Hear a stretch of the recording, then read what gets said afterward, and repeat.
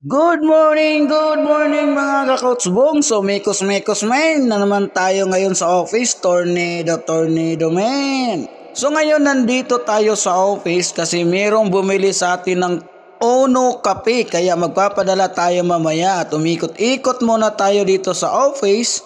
Kasi maraming nagtatanong daw, wala daw sila nakikitang product ng Ono. So ito po yung mga product ng Ono po, no? Mga sample product nandito po yan sa estante. Sa mga naghahanap ng product po, ito na po yung mga product natin, no? Pwede nyo siyang tignan diyan. Kasi ang video ko daw, puro lang daw pira-pira or transaction. Kasi nga po, hindi nila nakikita yung product. So ito na po yun. Binidyohan natin para sa ganun makita nyo naman. At ito na nga po yung ipapadala natin sa LBC, no? 3 lugar po yung papadala natin kasi merong bumili ng kape ng Ono. Siguro naman kilala nila at alam nila na may product talaga at may kape sa business natin. Kaya bumili sila at ngayon ipapadala natin ito sa LBC para sa ganun ma-receive na rin to sa nag-order. At meron pa ngang pahabol na isang sabon na Kojic. Ito naman yung Chocolate coffee, no? Pambata po ito. Masarap ito sa bata. Kaya sa mga gusto makatikim ng Ono kape, pwede kang mag-order sa akin at pwede kang bumili at i-search mo lang dyan sa Facebook. Maraming nagbibinta niyan.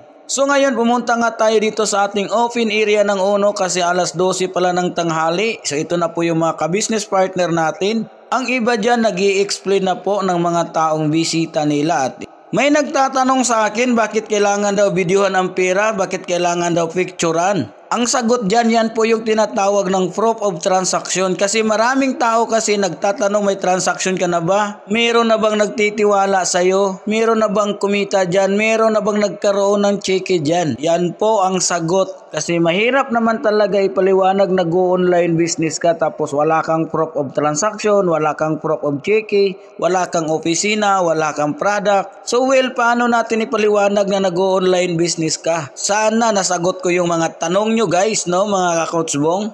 Kasi maraming nagtatanong bakit kailangan daw picturean ang pera, bakit kailangan daw mag-video. Yon na po yun. Siyempre maraming mga taong nagtatanong, mayroon transaction, saan located ang office, anong product nila, so ganto. Sobrang daming tanong, walang katapusang pagtatanong. Kaya naman sinagot ko na po yan. Kung hindi mo pa napanood yung ibang video natin, panoorin mo na lang at hanapin mo na lang dyan sa ating Facebook page. Kaya dito sa office, masaya lang talaga.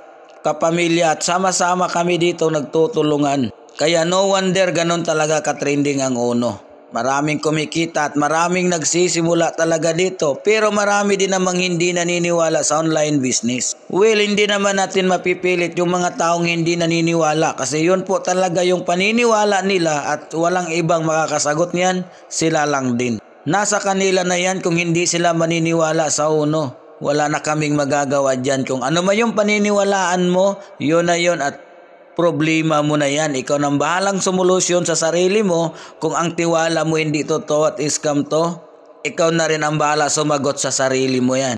At least sa video na ito nakikita nyo po merong office, merong product, merong cashier, merong releasing, lahat nakikita nyo na. Gumagawa ako ng video para ito sa mga taong gustong magkaroon ng idea at gusto paano kumita at paano gawin para sa ganun makapagsimula sila. So before mo talaga malaman ito, paano gawin, paano kikita, magtanong ka muna. Well, pag na-explain na po sa inyo, laman nyo na paano gawin, paano kikita, doon pa lang po kayo mag-decide kung gagawin nyo o hindi.